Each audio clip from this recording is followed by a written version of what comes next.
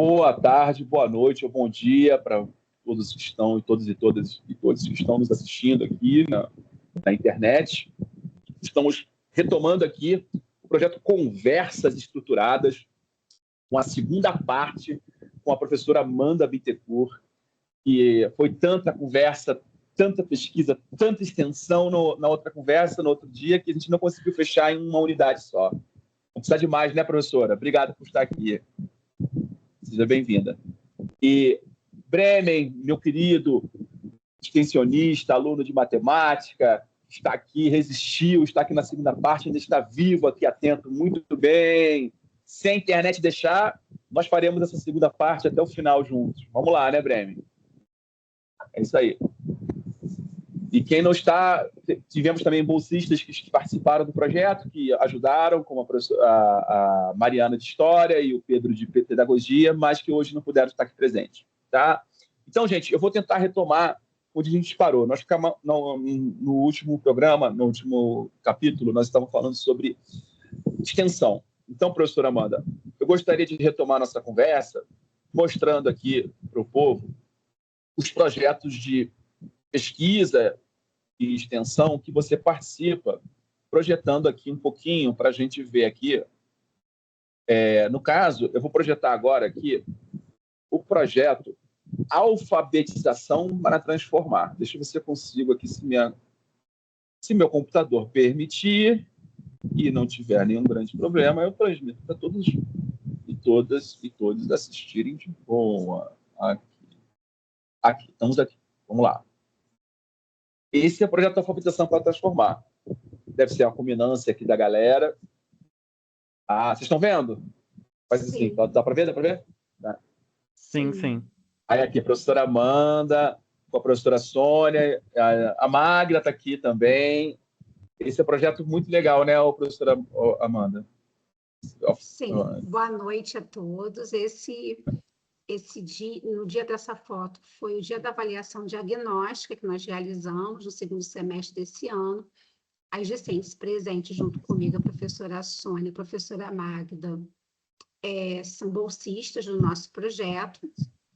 Ele teve início no ano passado, no segundo semestre de 2024, e nós demos sequência ao projeto, um projeto exitoso, reconhecido pela escola como um projeto que contribui realmente com a recomposição de aprendizagem dos alunos.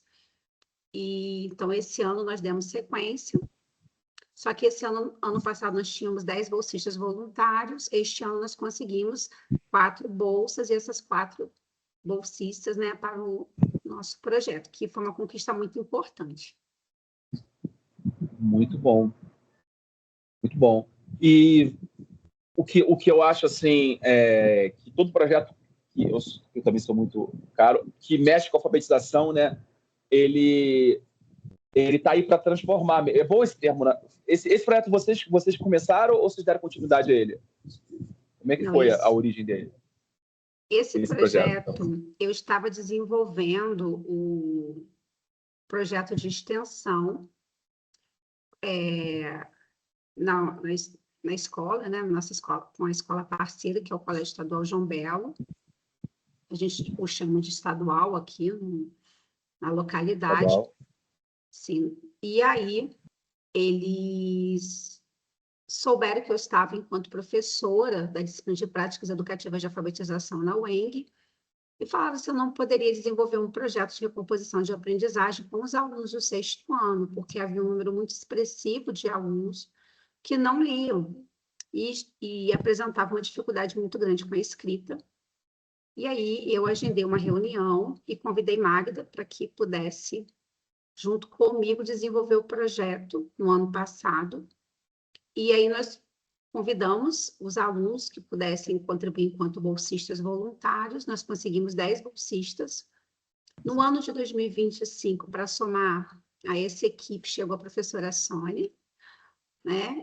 E nós conseguimos 4 bolsas, muito importantes para que a gente pudesse consolidar esse projeto. Então, ele funciona. E ele vai até ano que vem? Você acredita que ano que vem vocês vão dar continuidade? Sim, sim.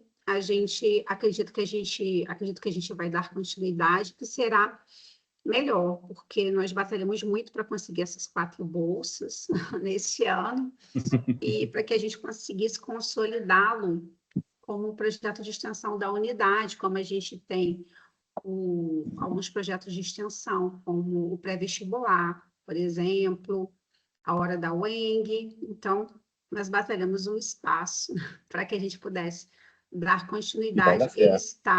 Ele está atrelado também à disciplina de práticas educativas de alfabetização hoje. Então, além dessas 4 bolsistas, alunas, na disciplina, elas elaboram o plano de aula, jogos que são avaliados e aplicados junto ao projeto. Então, é um projeto muito importante hoje para a gente, na unidade, inclusive para o cumprimento dessas atividades extensionistas que nós temos no nosso currículo. Então, professora, agora eu gostaria de apresentar o seu outro projeto que você trouxe para a gente, que é um projeto histórico, que é o Contos que as Caixas Contam. Tem umas imagens lindas aqui para a gente ter acesso. Só um momentinho. Os Contos que as Caixas Contam, se eu não me engano, ele já existia antes, né, professora?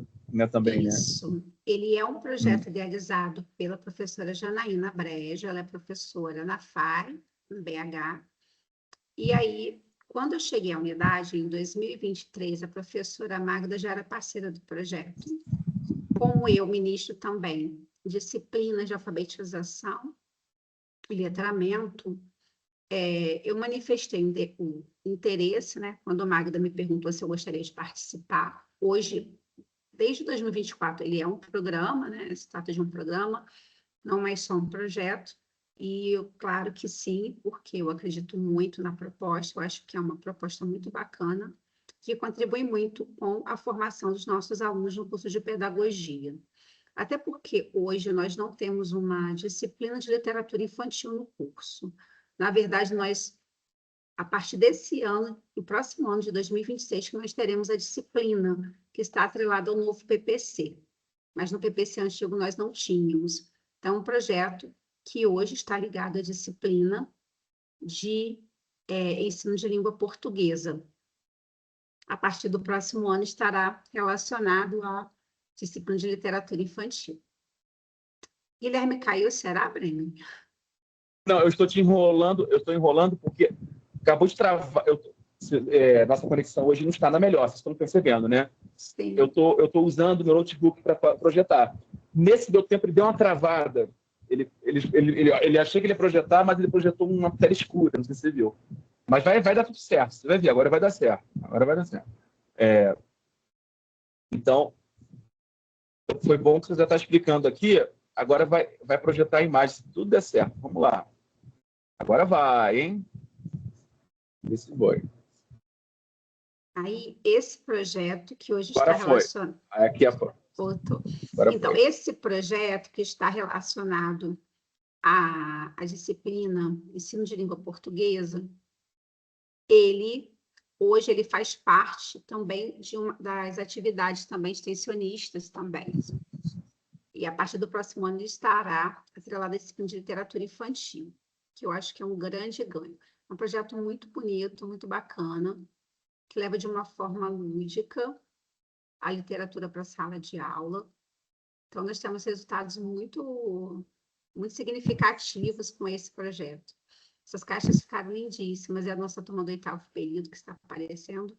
A primeira foto são alunos do 6º período. Perdão, deixa eu ir na ordem. Deixa eu ver. Essa aqui. Essa foto são dos nossos alunos do 6º período hoje, né, esse ano, já funcionando como atividade de extensão também. Então, os alunos vão à escola, desenvolvem um projeto, apresentam para as crianças. Essa aí foi uma apresentação realizada no nosso simpósio este ano, pelas alunas Maria Eduarda e Bruna. Foi um momento muito bacana, onde a gente abordou educação antirracista. A literatura é uma forma da gente levar essa temática para a escola, é uma forma de que a gente tem uma literatura, a gente tem uma educação antirracista, né, dentro do contexto escolar. Sim. Agora, acho que essa aqui acho que é o 8º período também, né? Acho que esse aqui é o 8º. São os nossos alunos do 8º período. Ano passado, eles estavam no 6º, quando elaboraram a caixa.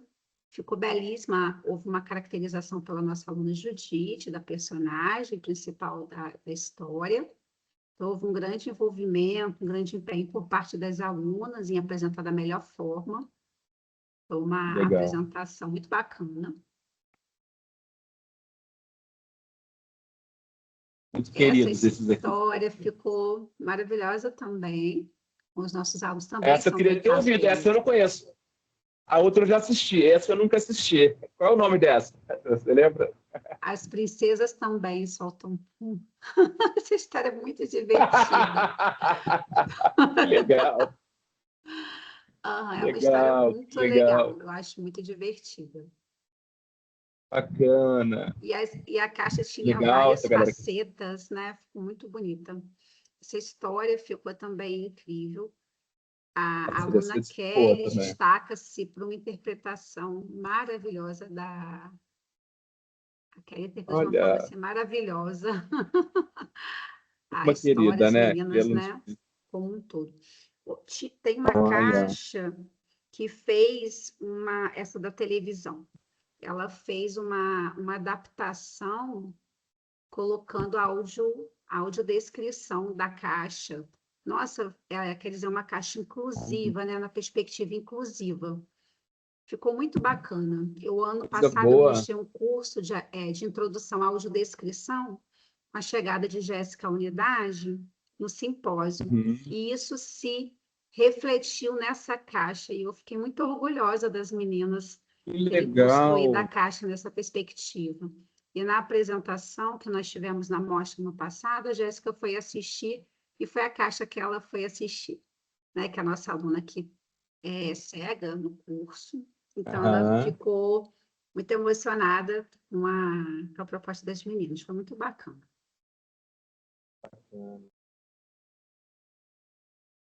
Aqui mais uma, as meninas do 8º também, né? Do 8º também, Guilherme. Também do 8º. Foi essa caixa. Essa caixa que foi a caixa que fez a audiodescrição das personagens, de tudo que acontecia para que fosse inclusivo. Foi muito legal. Foi muito bacana mesmo. Aqui, acho que repetiu a foto. Essa aí já nós já vimos.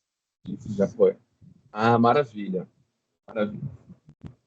Então, esse é um projeto lindo, né, Amanda?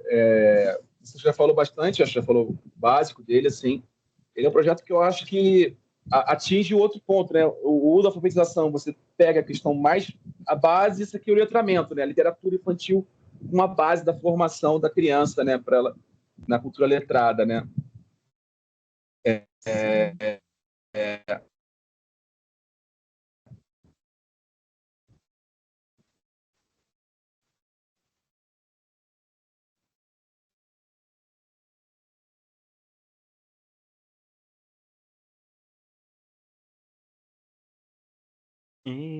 E eu acho que o Guilherme caiu de novo.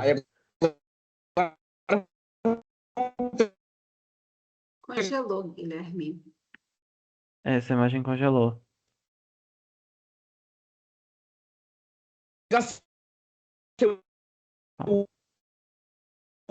Guilherme caiu? Caiu.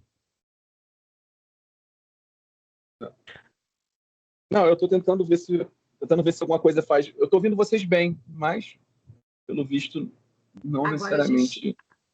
Agora eu estou te escutando bem, Guilherme, novamente. Agora dá para Tá escutar. me ouvindo? Apresentar agora é o... Qual o nome do projeto? Eu esqueci agora. Perdão. Integratec. Integratec, né? Integratec. Outro projeto que eu tenho muito carinho. Pode falar. Eu trabalho a perspectiva do letramento digital, buscando ofertar formações para os professores de educação básica da rede aqui, do município de Carangola, como também municípios de entorno. Ano passado, Eu cheguei a oferecer uma formação em Caparaó. E nessa perspectiva, né, nesse projeto, esse ano, com o financiamento da FAPEMIG, foi possível montar o laboratório aqui na unidade, um LabMaker, com recursos tecnológicos, pensando também na formação inicial, também nos nossos estudantes, porque nós temos 6 licenciaturas aqui. Então, eu desenvolvo formações que também oportunizam também os nossos alunos da unidade também terem acesso a essas tecnologias e pensar em possibilidades de integrá-los, né, ao seu contexto profissional. Nós recebemos alunos da escola parceira com quem a gente desenvolve o projeto, que é também o Colégio Estadual João Belo, que desde o ano passado eu venho desenvolvendo formações e acompanhando. Esse foi um projeto desenvolvido junto com a professora Cineida, com o curso técnico de logística. Então, nós recebemos os alunos, nós oferecemos uma formação pensando em segurança da informação e pensando também no uso criativo do Canva, que é uma ferramenta de comunicação visual, a qual eles tinham muito interesse, inclusive, no final, eles elaboraram um infográfico para a Feira das Nações, que é um projeto da escola. Ele estava integrado a desenvolver um projeto, né, essa formação. Esses são meus bolsistas, a Gisele e o Nilson, que me auxiliam. Eu tenho os professores parceiros do projeto. O professor Newton já apareceu anteriormente numa foto. Tem a professora Clarete, o Tomé, que é mestrando, egresso da UENG, que também é nosso parceiro. Temos o Pedro, que eu não sei se já apareceu aí na foto, que é aluno de sistemas. O Nilson, que está aí, aluno de letras, a Gisela, aluna de sistemas, e o Pedro de sistemas também. Essa aí é a turma, o Pedro que está de costas, de blusa marrom, aqui no cantinho. É muito bacana, os alunos mostram grande interesse quando vêm conhecer o laboratório, porque eles têm acesso a tecnologias que eles, às vezes, até então não tinham tido oportunidade, né, de ter. Eu faço formação em locus, que é formação no João Belo, geralmente no laboratório de ciências, que é esse espaço que vocês estão vendo, essa foi uma formação em realidade aumentada, seu holograma, criou um grande movimento, foi muito bacana. A formação em locus, ela tem a vantagem de alcançar o maior número de professores. Eu alcanço, em média, 47 docentes em cada formação, quer dizer, um número muito expressivo pensando em formação continuada, que é sempre um grande desafio que a gente consiga reunir um número expressivo de docentes. E essa formação em locus, ela oportuniza isso. Então, eu faço tanto formações lá no laboratório, quanto formações na escola, porque no laboratório eu tenho mais equipamentos. Aí eu recebo os alunos também. Então, professora, eu vou tentar ser mais sintético, porque a internet minha está terrível, a de vocês também não parece estar muito boa, e a gente está aqui encerrando, no apagar das luzes do ano letivo, a gente está tentando aqui fazer... Não está dando, Bremen? Está ruim para ouvir? Eu não tô. Pra mim tá difícil de ouvir, porque a minha internet também tá muito ruim. E Não, a mas internet do Guilherme também. vou tentar Parece que vou não tá tentar sem boa. câmera falar. Eu Vou estou tentar falar ouvindo, um pouquinho sem Guilherme. câmera. Tá. Então, eu vou tentar aqui, sem a câmera, fazer para a gente poder encerrar aqui. No apagar das luzes do ano letivo, né, a gente tenta entregar aqui um bom trabalho, né? Nossa, então, né, Bremen? Vamos tentar aqui ver se a gente consegue terminar. Então, eu ainda queria, professora, extrair de você um pouco mais dos seus projetos de pesquisa, tá? Eu acho que muito interessante porque você tem várias iniciativas e elas estão muito integradas de diferentes formas. Isso é muito interessante. Para pensar a pesquisa, então, eu diria que, fazendo uma recapitulação de coisas que a gente já viu aqui. Então, você tem, hoje, pelo que a gente pôde apurar no seu currículo, na sua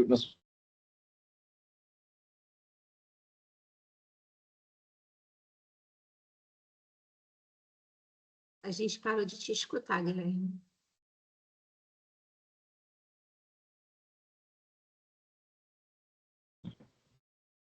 Enfim. Bremen, você consegue ler o roteiro do bloco 5, Bremen? Perdão? Você Eu consegue ler para mim o consigo. roteiro do bloco 5, Consigo. por favor? Aí. Tá. É, antes de iniciarmos as perguntas envolvendo os projetos de pesquisa, seria bom, né, a gente dar uma contextualizada dos projetos em si, né? No caso, que é o grupo de estudos, né, de pesquisa em currículo, ensino e tecnologias, o GEP7, que é do CNPq/UENG, né? Desenvolve integrações sobre o uso das tecnologias digitais, metodologias ativas e formação docente. O projeto Currículo Cultura Maker, Ensino Híbrido e Tecnologias Digitais, desenvolvido em uma escola pública de Carangola, que promove práticas pedagógicas inovadoras por meio de pesquisação, e o Laboratório de Pesquisa em Infância, Imaginário e Subjetividades, que é o LAPS, né, da UF, que reúne uma equipe interdisciplinar dedicada às infâncias, aos imaginários e às subjetividades, contribuindo para os estudos sobre leitura, escrita e expressão. E, por fim, a linha de pesquisa Internacionalização do Currículo e Escolas Bilíngues, desenvolvido no mestrado e doutorado da professora, que analisa como a globalização, a diversidade, cultura e agendas internacionais influenciam profundamente o currículo brasileiro. Esses projetos formam um pano de fundo que orienta e inspira a conversa que vamos conduzir agora. Faz a pergunta, Bremen. Guilherme. A Ih? pergunta, Bremen. A Não, a pergunta, pergunta não, Bremen. a pergunta não ficou para você, mas eu faço a pergunta. Eu não tenho, meu áudio não está funcionando direito. Vou ter que... Eu faço a pergunta, então. No projeto de Carangola, no caso que... Calma. Ih, rapaz. Enfim, no projeto de Carangola, como a pesquisação transformou práticas docentes na escola? No projeto de Carangola, qual deles? No Qual, não? caso Olha de só. Ô, O tecnologia. Bremen, Cultura presta atenção. Maker, o ensino híbrido de Tá tecnologias mal escrito digitais. a redação. A culpa foi minha, tá? Do roteiro, tá? Foi ruim. Professora, nos projetos que a senhora faz, como é que a pesquisação, a metodologia de pesquisa, está presente? Como é que entra? Então, vamos lá. O projeto de tecnologia, eu vejo os reflexos dele até mesmo no projeto político-pedagógico da escola, assim, dentro dessa perspectiva da formação. Eu comecei, até como sugestão do professor Newton Freitas, até gostaria, Júnior, né, gostaria de destacar, eu comecei um percurso formativo junto aos professores com a inteligência artificial, pensando ela enquanto potencializadora na elaboração de projetos com tecnologias digitais inovadoras, como, por exemplo, realidade aumentada. E aí, eu tinha interesse, né, de levar com a perspectiva pedagógica da cultura maker, do aluno enquanto protagonista, ativo no processo, pensando junto a isso metodologias ativas também, enfim. Então, isso foi levado para a escola, isso se refletiu nos próprios projetos, elaboração do próprio projeto político-pedagógico, no sentido deles terem passado a usar uma coisa, porque eu trabalhei numa formação de alguns aplicativos do Google Workspace for Education, por exemplo, formulários. Eles não sabiam usar muito bem formulários. E aí ela passou a utilizar enquanto coordenadora, isso foi algo que me chamou muita atenção. Porque eu usava para poder verificar o próprio perfil, o interesse deles em relação às tecnologias, quais que eles gostariam de aprender? Porque a gente precisa entender o perfil formativo, que os professores, eles entendem que eles precisam aprender o que contribuiria para a sua prática, porque quando eu desenvolvo o projeto, primeiro eu analiso quais equipamentos estão disponíveis, qual o perfil desse professor, para que eu possa, a partir de então, pensar esse projeto, quais serão as formações disponibilizadas. E aí me chamou muito a atenção que o próprio formulário que eu disponibilizei, depois houve uma formação em que eu trabalhei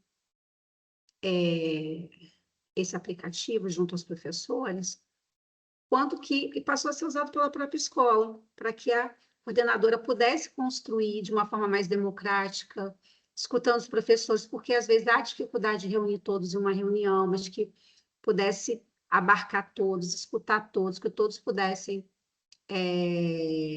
contribuir. Então, achei muito bacana. Então, isso foi na gestão, na coordenação pedagógica, isso me chamou a atenção. Na prática pedagógica dos professores, isso se fez presente com alguns projetos desenvolvidos, no próprio planejamento. Ano passado, houve um projeto muito bacana, com curtas elaborados pelos alunos. Realidade aumentada foi utilizada também em algumas aulas. Então, assim, falando de uma forma mais ampla, Guilherme, sim, isso reverberou na prática pedagógica dos professores. No final do projeto, meu objetivo é que a gente elabore um e-book para que a gente possa compartilhar todas essas experiências junto, né, com os demais docentes e público em geral. Não tem. Oi, tá me ouvindo? Você tá me ouvindo, Amanda? Estou. Deu para entender? Desculpa. Deu, eu te entendi bem. Eu que acho que não estou sendo... Tá difícil de falar com vocês. Então, só para contextualizar, você já falou para a gente do o Integratec, Weng. Tem também o GP7, para pegar esse eixo de tecnologia que você trabalha. Tem o GP7, tem também o Projeto Currículo, Cultura Maker e tem também o Lápis. Fala um pouquinho desses três. O Currículo Cultura Maker é o Integratec, que é o nome que eu dou, que é um nome mais palatável. É um nome mais palatável. Entendi. Porque o nome do projeto é gigante, então precisei dar um nome mais palatável. Integratec. Que é o fazer o óculos, que é a coisa da realidade aumentada. Eu vi que aí você põe você põe a gente, professor, para experimentar essas coisas todas, né? Isso é bem legal. E o GP7, qual é a pegada dele? Se é mais ou menos a mesma direção. Guilherme, quando eu cheguei à unidade, como eu já desenvolvia projetos na área de tecnologia, currículo, tecnologia e educação, né? É importante dizer que você vai ver que o link que há muito forte nas minhas pesquisas é currículo. E aí, o que eu observei é que não havia uma linha de pesquisa voltada para isso na unidade. Com 6 licenciaturas, eu achei muito importante. E aí eu pensei de que forma eu poderia contribuir, a partir do momento que eu já tinha uma experiência de extensão, né, de pesquisação, com isso anterior. E aí eu fiz a proposta do grupo de pesquisa, e junto com alguns colegas, nós demos início ano passado, em outubro do ano passado, mais precisamente, ao grupo de pesquisa, ao grupo de estudos e pesquisas, né, em currículo, ensino e tecnologias. Então, esse foi o nosso objetivo. Eu coordeno um grupo, o professor Newton Freitas Júnior, ele é o subcoordenador do grupo de pesquisa, então nós dois juntos conduzimos esse trabalho, e como fruto nós conseguimos, ano passado eu fiz a proposta FAPEMIG, eu fui contemplada, e nós conduzimos o projeto, então, Integratec, que na verdade tem um nome enorme, né, que é Currículo, Ensino e Tecnologias, uma proposta pedagógica que busca integrar práticas pedagógicas inovadoras na rede da educação básica de Carangola. Então, na verdade, é um projeto que tem um nome, né, muito muito grande. Então, por isso, integra Tec e UENG. Então, é isso. Então, esse é o nosso objetivo, é contribuir com a formação tanto dos nossos alunos, quanto dos professores da rede de educação básica. Mas, especificamente, a FAPEMIG, especificamente, é a gente ofertar a formação para essa escola parceira, que é o João Belo. Esses professores, esses docentes. Então, especificamente, esse é o objetivo do projeto. Mas a gente desenvolve, paralelo, outros também. Sana, não deixar de falar lá nenhum dos projetos. A participação do Lápis UF é nessa.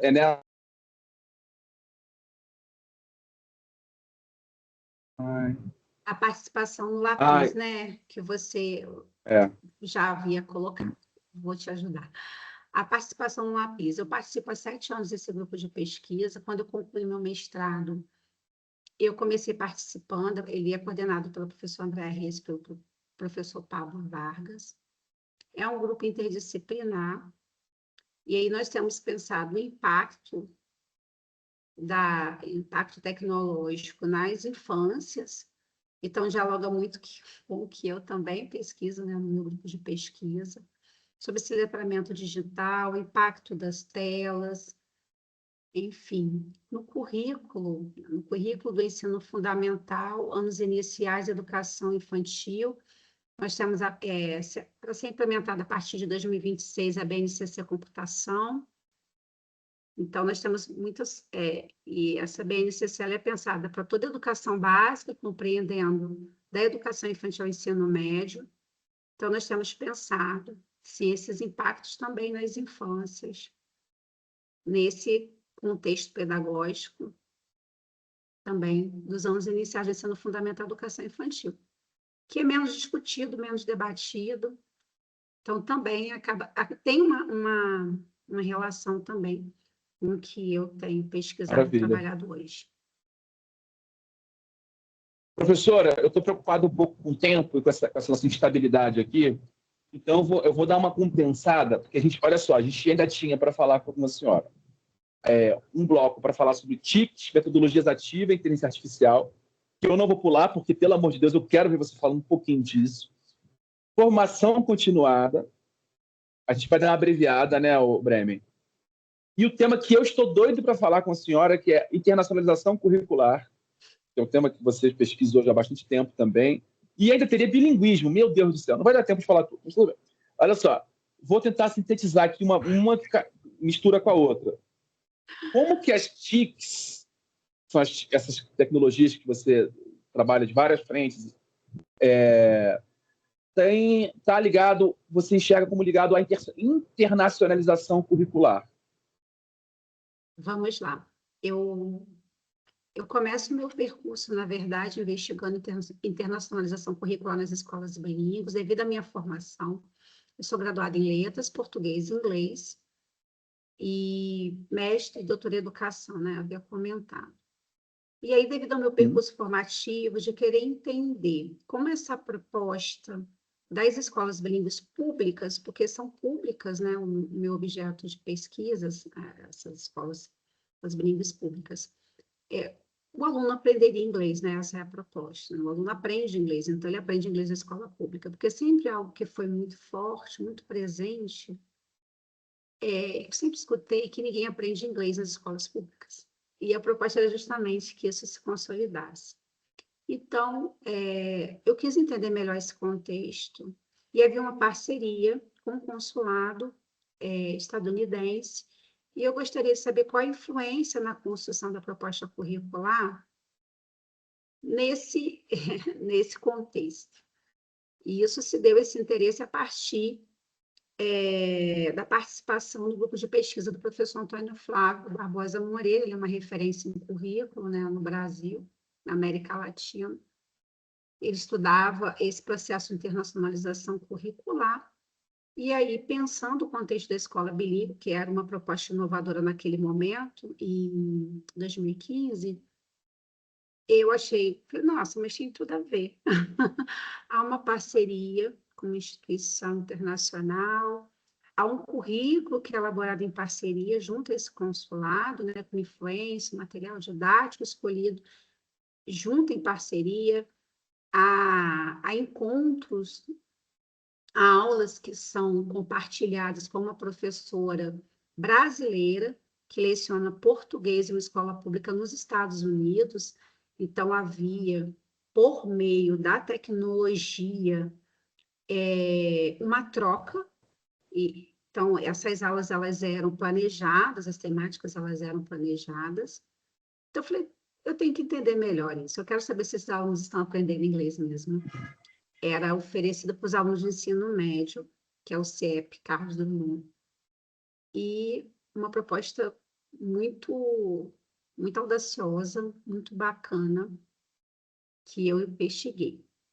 E aí, então, essa questão da internacionalização, posteriormente, no doutorado, eu investiguei as escolas do município do Rio, que já tem uma proposta diferente, né? Que é ofertar a educação bilíngue para alunos de educação infantil, ensino fundamental, anos iniciais, até o 6º ano, porque lá se estende até o 6º ano o fundamental.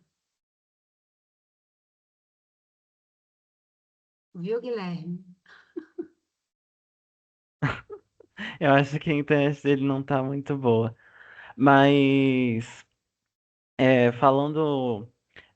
Você, Amanda, eu vejo muito nas coisas que você faz, nos projetos, em algumas palestras, inclusive, você aborda muito sobre inteligência artificial. Inteligência artificial é uma coisa que você sempre está debatendo, né, discutindo. E então eu gostaria de perguntar quais são os benefícios, né, e quais são os riscos da utilização da inteligência artificial dentro de sala de aula. Pois é, Breno, achei ótima a sua pergunta. Essa minha experiência em pensar em internacionalização e as influências desse contexto internacional na nossa cultura. Quando, ano passado, eu comecei a aprofundar mais os meus estudos, a buscar, a entender melhor, né? Desde 2022, na verdade, eu venho tentando compreender melhor, estudando, ampliando minha leitura e meu horizonte, minha experiência dentro do campo da inteligência artificial, da temática, né? Assim, melhor dizendo. Eu entendo que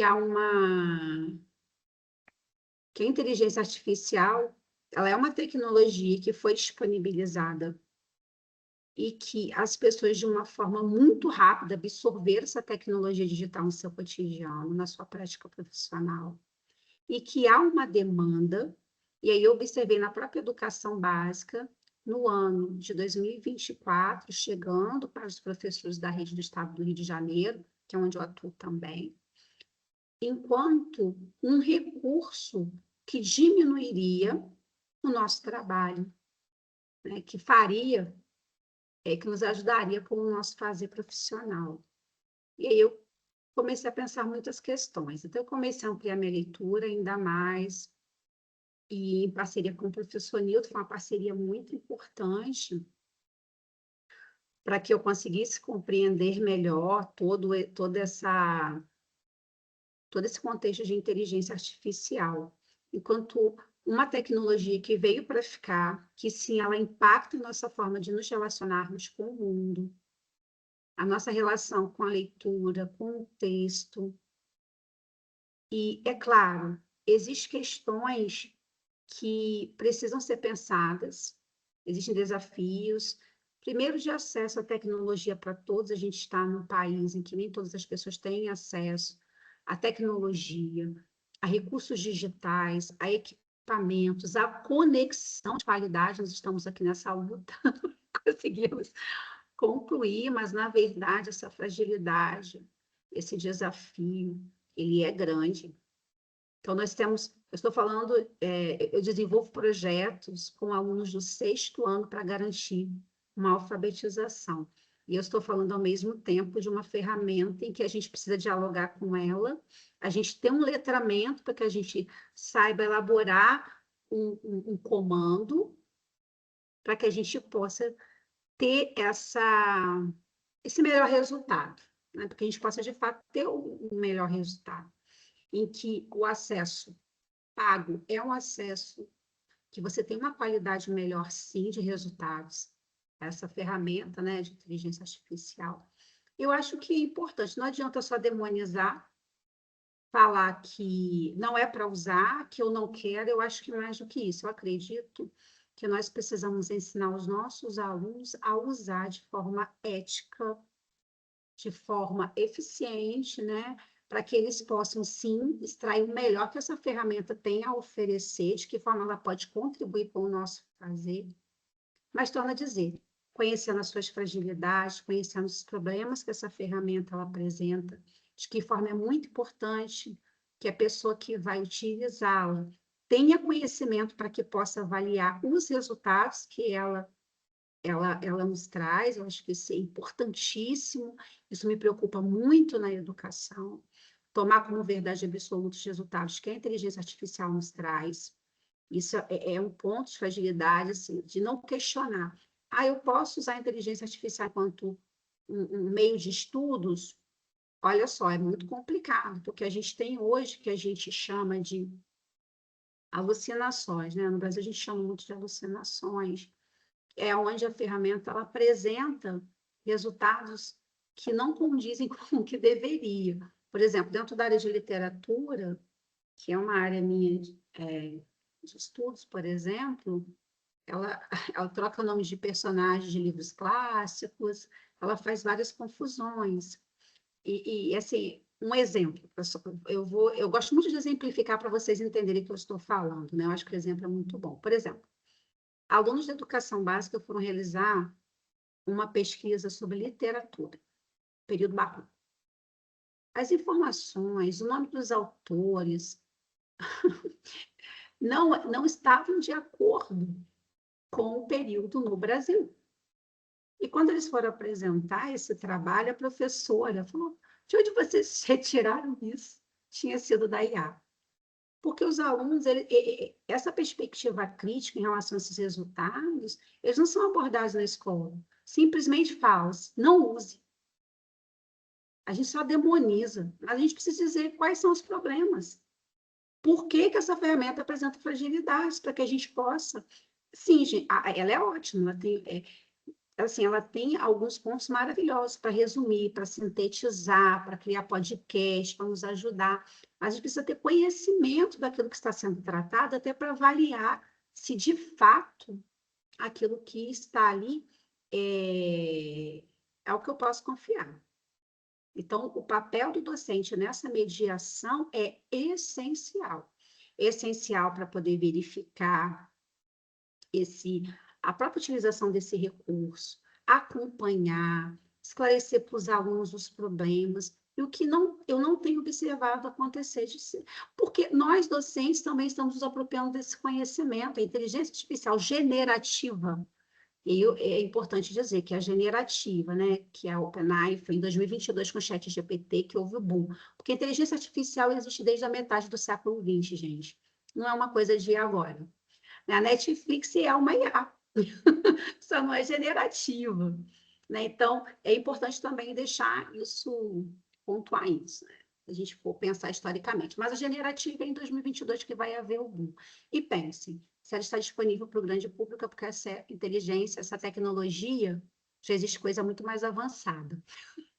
É sempre assim, para ela chegar para a gente, é porque já tem coisa mais avançada.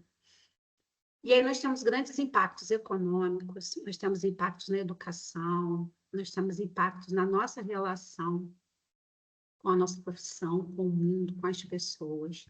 Então, eu acho que isso precisa fazer mais presente na formação continuada, isso precisa se fazer mais presente na escola, junto aos nossos alunos. E esse é o meu objetivo, é formar para que a gente leve. Tanto que a segurança da informação foi uma preocupação que eu tive com a formação que a gente ofertou para os alunos do curso técnico, antes de trabalhar a ferramenta de uso criativo, que eles tinham grande interesse, inclusive, para elaborar, para poder integrar, né, o projeto da escola, que já é um projeto já consolidado, que acontece há muitos anos. Não sei se assim eu pude, assim, falei de uma forma Não, bem com geral. certeza. Não, e você coloca bem os problemas e as dificuldades, né, as complexidades que a gente tem nesse cenário, né, da IA. Professora, nós teremos muitas perguntas mesmo ainda faltando.